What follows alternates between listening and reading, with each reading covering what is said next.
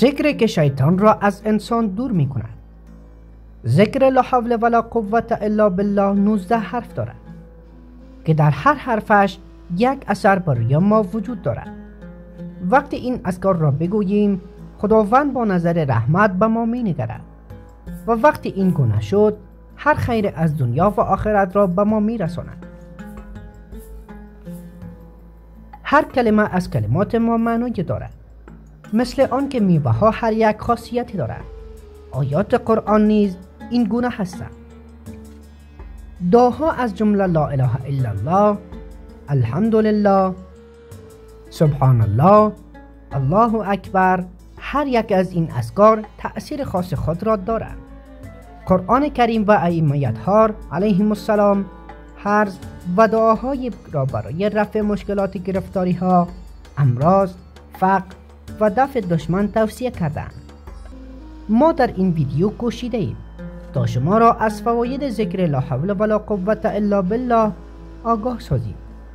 قبل از تماشای این ویدیو چینل یوتیوب ما را سابسکرایب نموده و علامه زنگوله را بزنید و برای حمایت از ما فقط کافی است که این ویدیو را لایک نمایید و خود را با دین بیشتر آشنا سازید.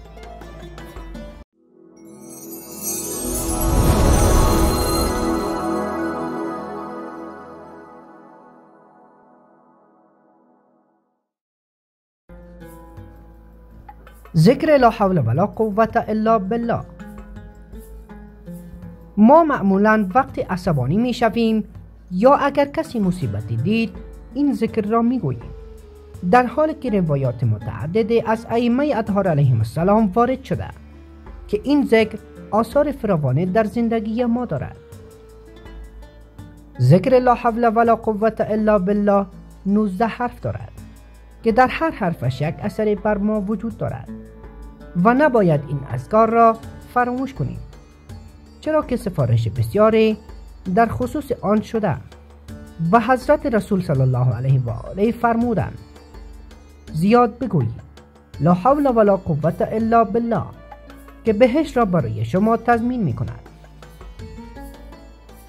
وقت ذکر لا حول ولا قوة الا بالله بگوییم خداوند با نظر رحمت به ما می نگرد و وقت این گونه شد هر خیر از دنیا و آخرت را به ما می رساند. در روایت از ابن عباس هست که رسول اکرم صلی الله علیه و آله فرمودند لا حول ولا قوة الا بالله و ابن عباس از ثواب این ذکر از پیامبر صلی الله علیه و آله سوال کرد که پیامبر اکرم صلی الله علیه و آله فرمودند اگر تمام قدرتمندان عالم جمع می شدند نمی توانند عرش الهی را تکان دهند، اما 4 ملک با واسطه این ذکر توانستند عرش الهی را جابجا کنند. همچنین رسول اکرم صلی الله علیه و آله فرمودند این ذکر از حمله عرش الهی است. کسی که یک مرتبه بگوید لا حول ولا قوة الا بالله خداوند گناهان 100 سالش را می آمرزد و برای هر حرف از آن 100 حسنه می نویسد و 100 درجه به او می دهد و در جای دیگر می فرماید وقتی بنده بگوید لا حول ولا قوة الا بالله معنای آن این است که خدایا صاحب قدرت در عالم وجود ندارد، تو صاحب قدرتی و همه کارها محول به توست. و وقت فرد این ذکر را بگوید سزاوار است که خداوند تمام حاجتهای او را روا کند. در هر کاری که اندک مشکل برای من وجود دارد اگر ذکر لا حول ولا قوة الا را بگوییم خداوند کمکمان می کند، چرا که امام صادق علیه السلام می فرمایند اگر بنده این ذکر را بگوید حضرت حق به ملائکه می گوید این عبد تسلیم من شده است، حاجت او را بدهید و هر بلایی که می خواهد به ما برسد ملائکه الهی به واسطه این ذکر آن را از ما دفع می کنند. از حضرت رسول اکرم صلی الله علیه و آله روایت است که حضرت آدم علیه السلام به درگاه الهی شکایت کرد که پروردگارا من متأثر نمی شوم از فکرهایی که می کنم، این که در بهشت بودم و مقامات داشتم محزون و مغموم می شوم. جبرائیل نازل شد و گفت حضرت حق می فرماید برای رفع گرفتاری و حزن لا حول ولا قوة الا بالله بگو. اگر ما هم این ذکر را بگوییم ناراحتی های من رفع می شود.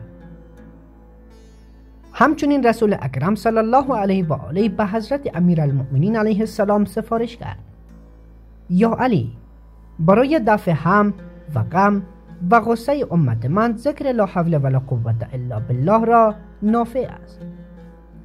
و امام صادق علیه السلام می فرماید وقت غصه زیادی پیدا کردید اگر بگویید لا حول ولا قوة الا بالله غصه و بلا از شما دفع خواهد شد.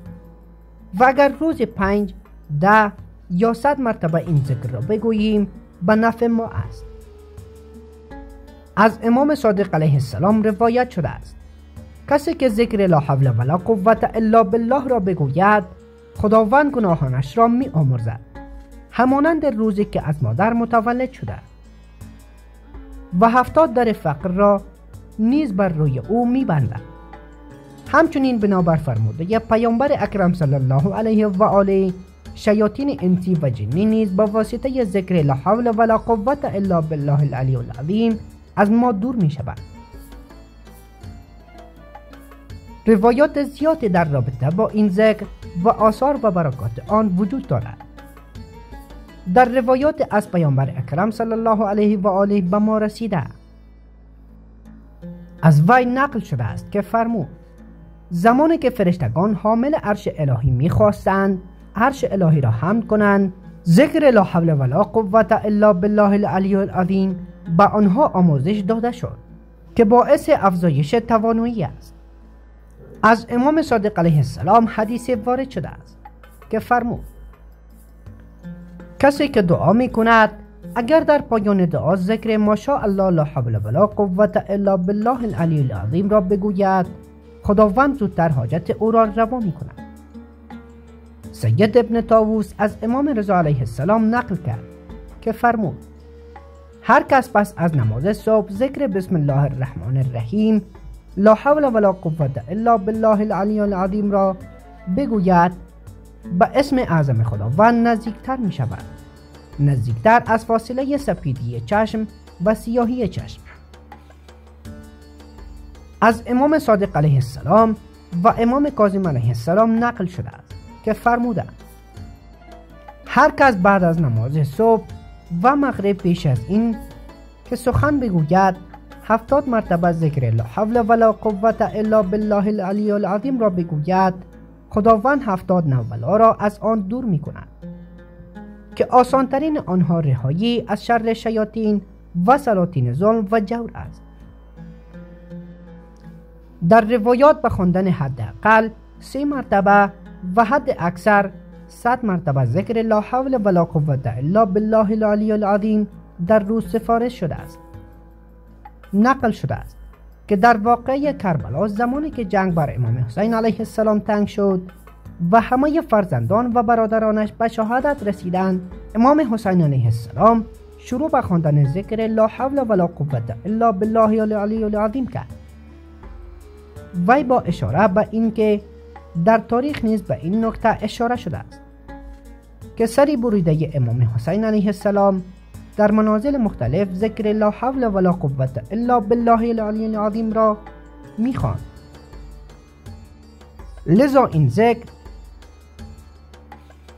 جزء از کار الهی و خدایی است که فقط بزرگان دین و ائمه معصومین علیه السلام جایگاه و منزلت آن را شناختند و آن را به مسلمانان آموزش دادند. ابو حمزه میگوید وقت امام صادق علیه السلام از خانه بیرون میرفت همیشه این ذکر را میگفت بسم الله الرحمن الرحیم خرجت و علی الله توکلت ولا حول ولا قوة الا بالله العلی العظیم و میفرمودند این ذکر در کارگشایی کارها و امور بسیار مؤثر است. امام علی علیه السلام نیز به کمیل گفت هرگاه نعمت به تو رسید بگو الحمدلله و هرگاه کار تو با مشکل روبرو شد بگو لا حول ولا قوة الا بالله العلی العظیم و هرگاه روزی دو کم شد یا به تأخیر افتاد استغفار کن و بگو استغفر الله العلی العظیم. ذکر لا حول ولا قوة الا بالله العلی العظیم به این معنا که همه قدرت ها در دست خداوند است. او حلال مشکلات است و عامل برطرف شدن تمام مشکلات است.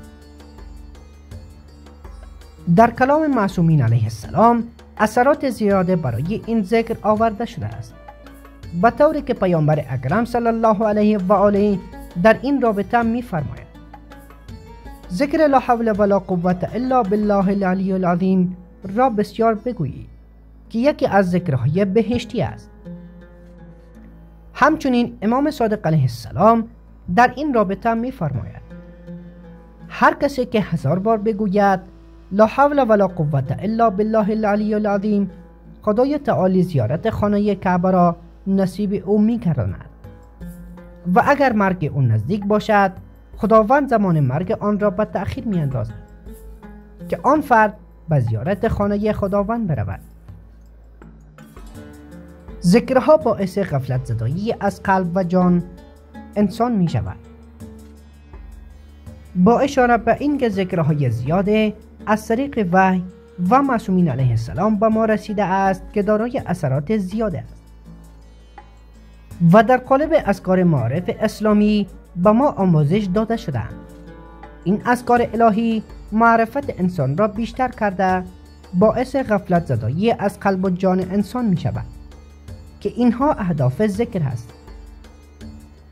لا حول ولا قوة الا بالله العلی العظیم یعنی نفی همه آنچه غیر خداست. ما با این ذکر به زبان بیان می کنیم که همه چیز در ید قدرت خداست و قلب به این نتیجه می رسد که هیچ چیز بدون اذن خداوند اتفاق نمی افتد. در حدیثی از امام صادق علیه السلام نقل شده است که فرمودند با واسطه خواندن ذکر لا حول ولا قوة الا بالله العلی العظیم خداوند 70 نوع بلا را دور می کند که کمترین آن خفه شدن است.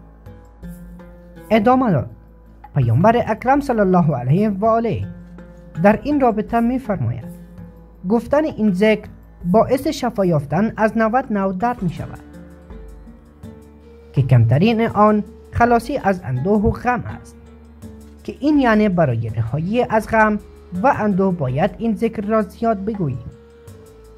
همچنین از امام رضا علیه السلام نقل شده است که فرمود هر کس بعد از نماز صبح 100 مرتبه ذکر لا حول ولا قوة الا بالله العلی العظیم را بگوید در مدار اسم اعظم قرار گرفته است.